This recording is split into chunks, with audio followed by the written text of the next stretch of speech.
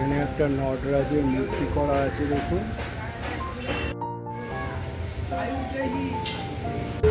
আজ আপনাদের দুর্গাবাড়িতে নিয়ে এসেছি। এটা অবস্থিত হচ্ছে বাইপাস ধাবা। আপনারা রুবি হয়েও আসতে পারেন, তারপরে এদিকে সল্টলেক হয়েও আসতে পারেন। চলুন আপনাদের দুর্গাবাড়ি নিয়ে যাই। এই হলো বাস স্টপ, এই হলো বাইপাস ধাবা বেলেঘাটা।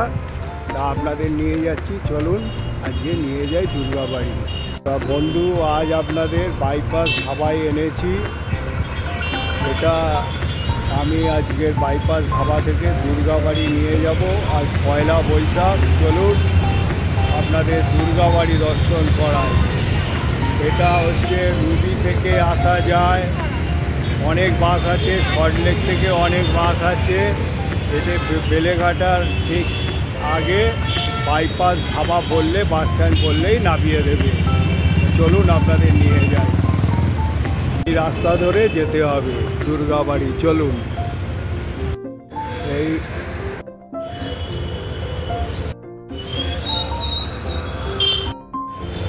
এই রোড ধরে যেতে হবে। চলুন আপনাদের নিয়ে যাচ্ছি এই রোড ধরে। যেতে যেতে একটা জলাশয় পড়বে পার্কের মধ্যে। কত সুন্দরভাবে নীল সাদা রং করে এই জলাশয় গড়ে উঠেছে, সেটাও আপনাদের তুলে ধরলাম এই দুর্গা মন্দির যেতে যেতে। আজ আপনাদের কলকাতার বুকে যেখানে দুর্গা মায়ের পুজো 12 মাস হয়, সেইখানে নিয়ে যাব। এই মন্দির আসলে কারুকার্য ও চারিপাশের পরিবেশ আপনাদের মুগ্ধ করবে। এখানে দুর্গা মন্দির ছাড়া মা কালী মন্দির, হনুমানজির মন্দির, শিব ঠাকুরের আপনাদের দুর্গাবাড়ি, যেটা বাইপাস ধাবা থেকে নেবেই চলে আসবেন। চলুন আজকের আপনাদের নিয়ে যাই মেট্রোপলিটন দুর্গাবাড়িতে। হচ্ছে চূড়া বিশিষ্ট সব মন্দির আছে। চলুন মন্দিরগুলো দর্শন করাই।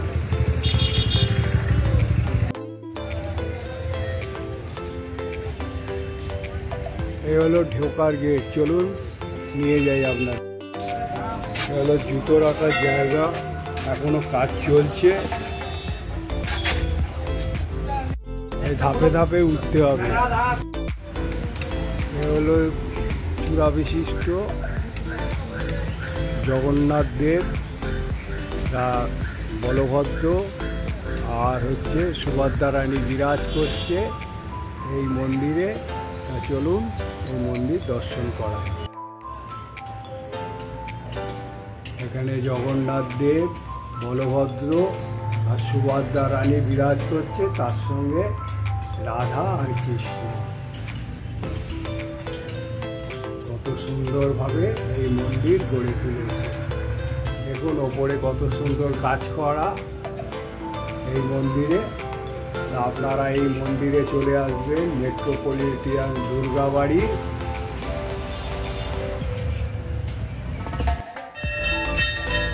এখানে ধূপ, মোমবাতি, প্রদীপ রাখার ব্যবস্থা। এখানে দুর্গা মন্দির আছে, তারপরে শিব ঠাকুরের মন্দির, জগন্নাথ মন্দির ও পাবেন। মন্দিরের সময়সূচি আমি বলে দেবো, সেই মতে মন্দির দর্শন করতে আসবেন।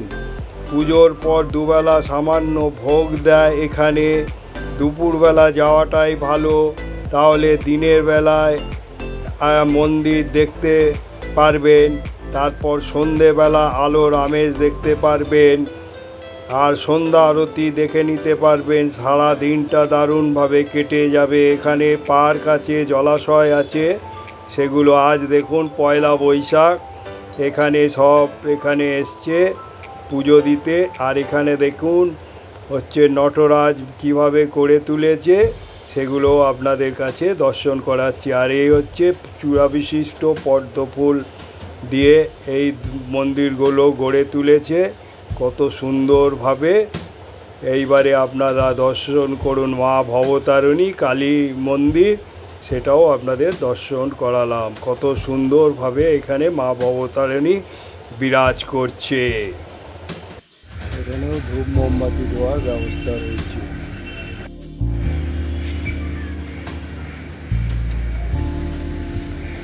কত সুন্দর কাজ করা দেখুন, প্রত্যেকটা মন্দিরে পদ্ম ফুল করে চূড়া বিশিষ্ট মন্দির দেখুন। আজ মঙ্গলবার, সেই জন্য এবং পয়লা বৈশাখ, অনেকে বজরংবলীর উপবাস করে, তারা বজরংবলীকে পুজো দিতে এসছে। দেখুন ভিড় করে আছে সকলে ভক্তরা বজরংবলী। আর একটা বাচ্চা দেখুন ঘন্টা টানবার চেষ্টা করছে, সেটা আজ বড় বজরংবলীকে এখানে ভক্তরা পুজো দিচ্ছে, সেটাও তুলে ধরলাম। মন্দিরগুলো চূড়া দেখুন কত সুন্দরভাবে করেছে, ওপরে পদ্মফুল সাজিয়ে করেছে, তুলে ধরেছে। প্রত্যেকটা মন্দিরে পদ্মফুল দিয়ে তুলে ধরেছে, খুব ভালো লাগবে। আপনারা এখানে আসবেন, সময় কেটে যাবে। এই মন্দির খোলার সময় হলো সকালবেলা 6টা থেকে 1টা পর্যন্ত, আর পুজোর টাইম হচ্ছে 9টা থেকে 9:30 পর্যন্ত। আর টুইসডে স্পেশাল পুজো হয় 6:30 থেকে 7টা পর্যন্ত। আর এখানে বৈকালবেলা 5টা থেকে রাত 10টা পর্যন্ত ইভিনিং টাইম খোলা থাকে। তা আজ হচ্ছে পয়লা বৈশাখ, প্রত্যেকে যাদের দোকান আছে তারা লক্ষ্মী গণেশ নিয়ে এসে মা দুর্গার কাছে পুজো দিচ্ছে। শিবলিঙ্গ আছে দেখুন কত সুন্দরভাবে গড়ে তুলেছে।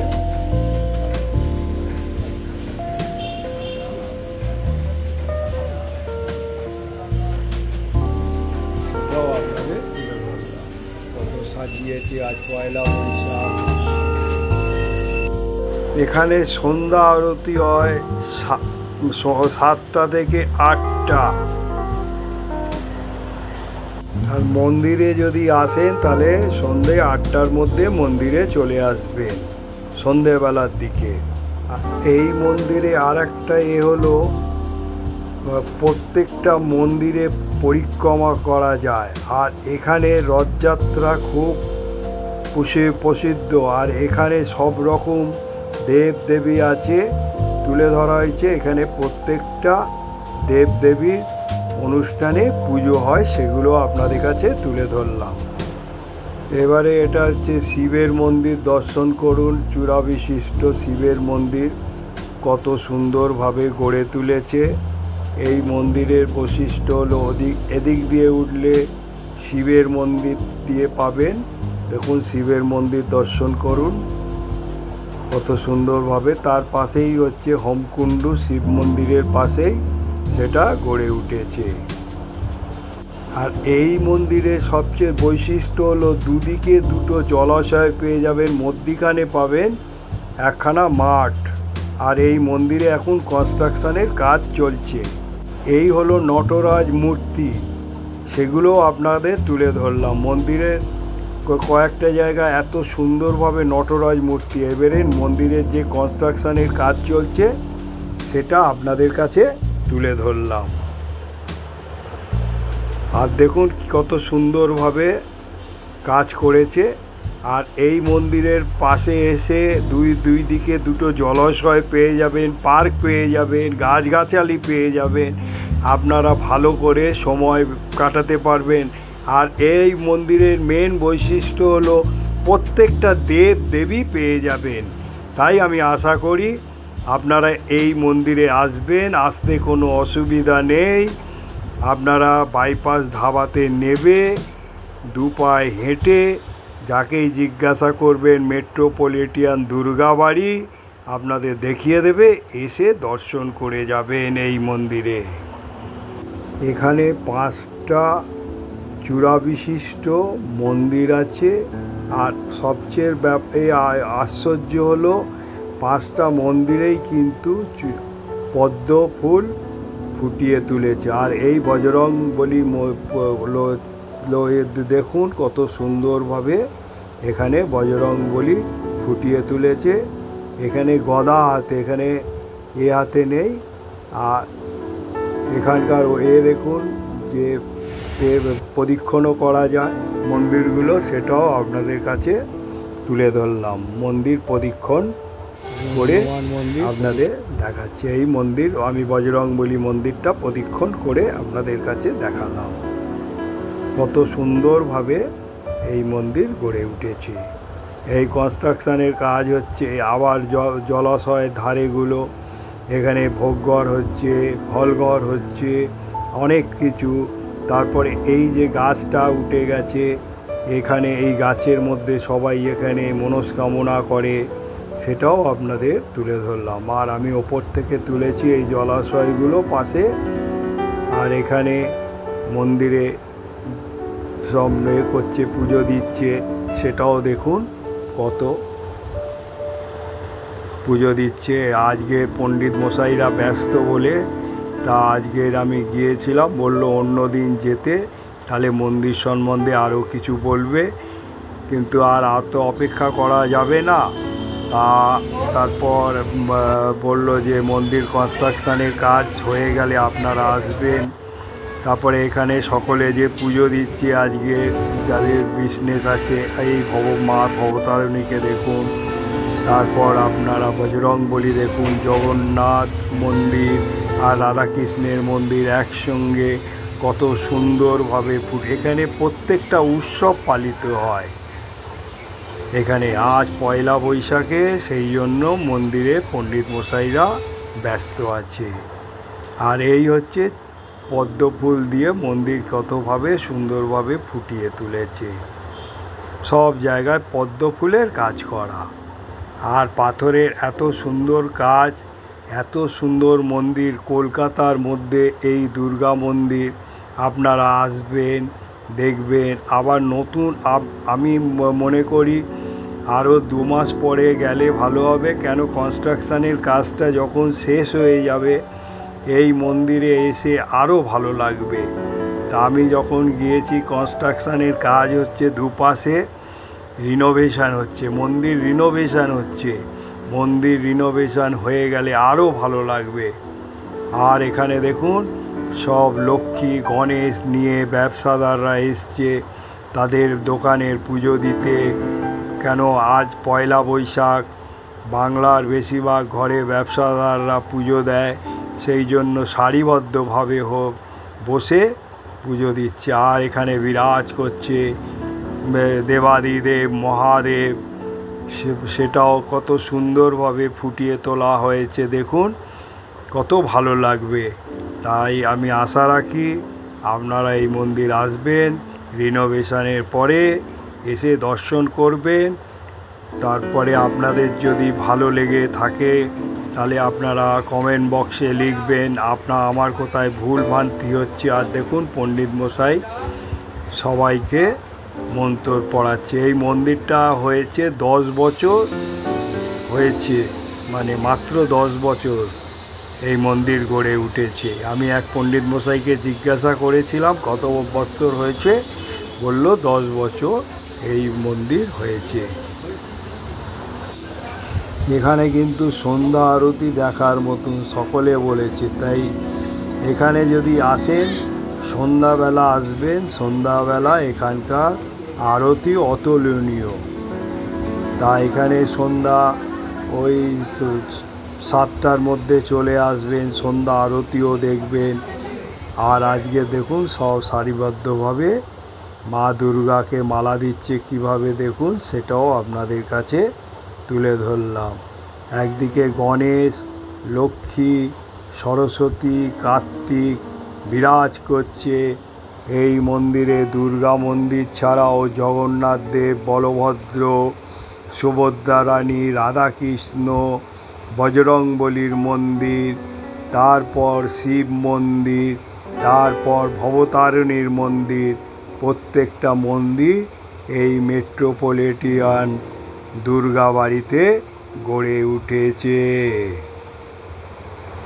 দুর্গা দেবীকে পুজো করে প্রচলিত একটি হিন্দু উৎসব, সারা বিশ্বে হিন্দু সম্প্রদায় দ্বারা পালিত হয়। পশ্চিমবঙ্গ, আসাম, উড়িষ্যা, ত্রিপুরা, ঝাড়খণ্ড। দুর্গা পুজো মূলত 10 দিনের উৎসব, যার মধ্যে শেষ 5টি সবচেয়ে তাৎপর্যপূর্ণ। আশ্বিনের নবরাত্রির পুজো শারদীয় পুজো, আর বসন্তের নবরাত্রি হচ্ছে বাসন্তী ও বসন্তকালে যে দুর্গা পুজো নামে পরিচিত। কৃষ্ণ ধর্মে কৃষ্ণকে স্বয়ং ভগবান হিসাবে উল্লেখ করা হয়েছে। কৃষ্ণের সাথে রাধাকে পরমেশ্বর দেবী হিসাবে স্বীকৃতি দেওয়া হয়। বলা হয় যে কৃষ্ণ কেবল প্রেমময় ও দাসত্বে, রাধার রূপে ভক্তিমূলক সেবার মধ্যেই তৃপ্তি হন। বিভিন্ন ভক্ত ওরার মাধ্যমে কৃষ্ণ লাভ করার জন্য তারা উপাসনা করে। রাধাকে স্বয়ং কৃষ্ণ হিসাবে চিত্রিত করা হয়েছে, যার ভোগের জন্য তিনি দুই ভাগে বিভক্ত। মহালক্ষ্মী সম্পূর্ণ অবতার হিসাবে বিবেচনা করা হয়। এখানে জল হাত ধোয়ার ব্যবস্থা আছে, সেটাও আপনাদের তুলে ধরলাম। আর দেবী কালী হলেন পৃথিবীর ঐশ্বরিক রক্ষক, যাকে হিন্দু ধর্মে কালিকা নামে পরিচিত। কিন্তু দেবী ধ্বংসাত্মক শক্তির নামে কারণে অন্ধকারচ্ছন্নের মাতা বলা হয়। পৌরাণিক কাহিনী অনুসারে কালী শব্দটি সংস্কৃত শব্দ কাল থেকে এসেছে, যার অর্থ সময়। অতএব দেবী কালীর সময় পরিবর্তন, শক্তি ও সৃষ্টির সংস্কার, এই ধ্বংসকে প্রতিনিধিত্ব করেন। কালী শব্দর অর্থ কৃষ্ণাঙ্গ। এই হলো কালীর ছোট্ট করে আমি উদাহরণ দিলাম। বন্ধু, আজ আপনাদের মেট্রোপলিটন দুর্গাবাড়িতে এনেছি। তা এখানে সব কিছুই আমি দর্শন করিয়েছি আপনাদের, যা যা বিগ্রহ আছে। তা এখানে কনস্ট্রাকশানের কাজ চলছে। তা আমি আপনাদের কাছে অনুরোধ করব যে লাইক, শেয়ার ও সাবস্ক্রাইব করে আমার পাশে থাকবেন এবং মতামত জানাবেন। মতামতটা অবশ্যই জানাবেন। এই বলে আমি এখান থেকে আমার গন্তব্যস্থলে রওনা দেবো। জয় মা দুর্গা, জয় বজরংবলী, জয় জগন্নাথ, জয় রাধাকৃষ্ণ, জয় মা কালী, জয় শিব শম্ভু বলে আমি এখান থেকে এবারে আমার গন্তব্যস্থলে রওনা দেব। ওই যে মেট্রো